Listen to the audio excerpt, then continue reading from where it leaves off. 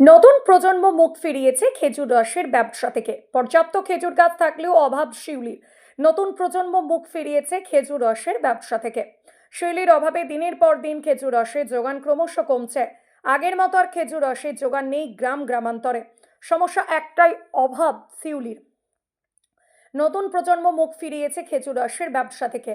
বাপ ঠাকুরদা পর্যন্ত এই শিউলির কাজ করে শীতের মৌসুমে অর্থাৎ উপার্জন করেছে, কিন্তু তাদের সন্তান সন্ততি তারা এই পথে হাঁটছেন না। বর্তমান প্রজন্ম মোবাইলে আসক্তি, আর তাই কেউ আর নতুন করে খেজুর গাছ কাটতে আসতে চাইছে না।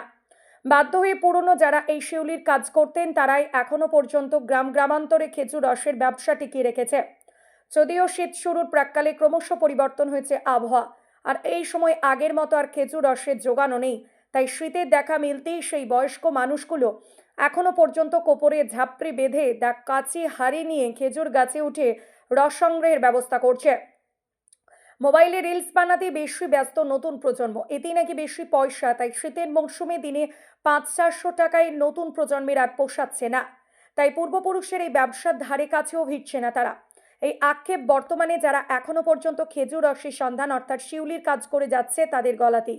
দেখুন, এই শিউলির কাজটা করতে গেলে পরে প্রচুর পরিমাণ কায়িক পরিশ্রমের প্রয়োজন হয়। আগেকার যে সমস্ত মানুষজন তারা প্রচুর কায়িক পরিশ্রম করত।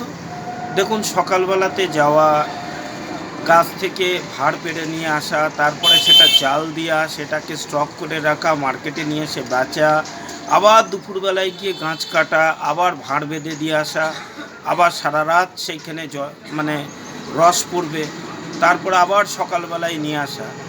কিন্তু নতুন প্রজন্মের ছেলেপিলেরা একটু শিক্ষিত হয়েছে, প্রথম কথা। দ্বিতীয়ত হচ্ছে তারা এখন হাতে এই অ্যান্ড্রয়েড মোবাইল ফোন পেয়ে গিয়ে তারা সেই মোবাইলের গেম খেলতে ব্যস্ত। গেমের মাধ্যমে টাকা রোজগার করব, কায়িক পরিশ্রম করব না, অল্প খেটে বেশি রোজগার করব, এই যে মানসিকতা, এই মানসিকতা থেকে আমার মনে হয় যে তারা কায়িক পরিশ্রমের দিকে বা শারীরিক পরিশ্রমের দিকে তারা পিছিয়ে পড়ছে। সেই কারণেই আজকে শিউলির এত অভাব দেখা দিচ্ছে। যারা করছে তারা যদি যখন থাকবে তখন এই শিল্পটা কি থাকবে মনে হয়? দেখুন, পুরনো প্রজন্মের এখনও কিছু কিছু মানুষ তারা এখনও পর্যন্ত এই শিল্পটাকে বাঁচিয়ে রেখেছে। আগামী দিনে এই শিল্পটাকে বাঁচানোটা একটা বড় চ্যালেঞ্জের মুখে পড়বে। আপনার নাম? অমিত প্রামাণিক।